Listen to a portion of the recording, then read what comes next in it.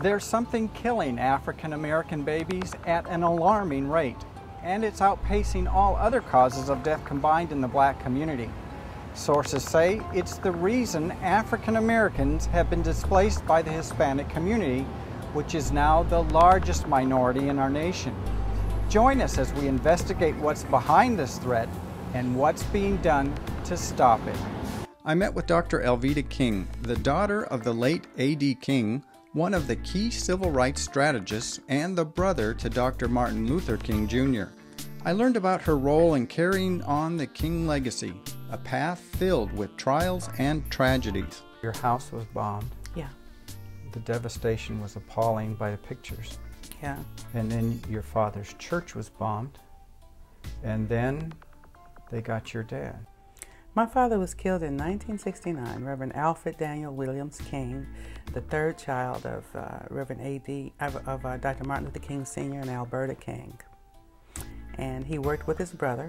Daddy was one of the chief civil rights strategists, and they worked together. So when Martin was assassinated in '68, many people compare it to the Kennedy brothers.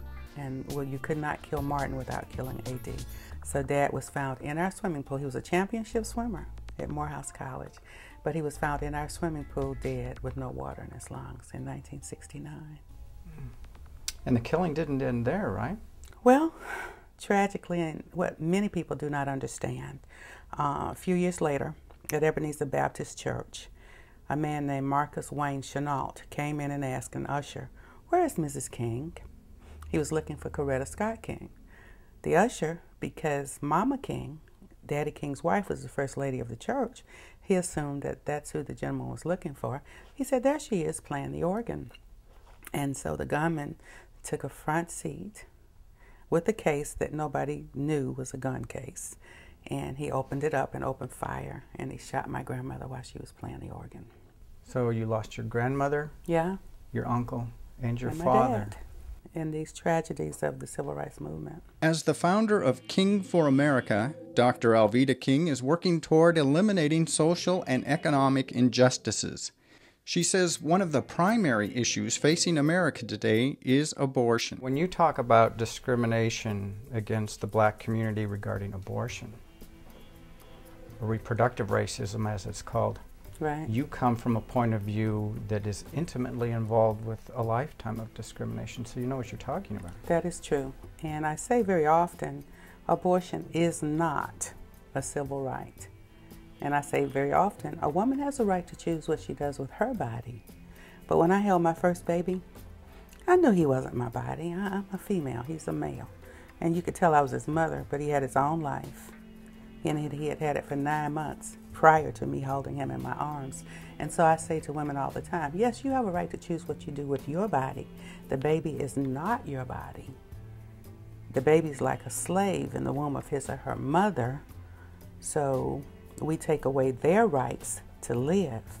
Abortion is very oppressive, and it affects the civil rights of not only the baby who is killed in the abortion process almost every time, but the civil rights of women. I'm a post-abortive woman. I've had abortions. And my right to know that by having the abortion, I bought the lies of Planned Parenthood, and I believed that it wouldn't hurt more than getting a tooth pulled. All of that was a big lie. I did not know that I would be opening up my life to fights against breast cancer and cervical cancer and depression and alcohol abuse, many problems. I was alienated from my family, because that wasn't something that you can go and say to your family, I'm having an abortion. And so that's how I ended up having 2 abortions.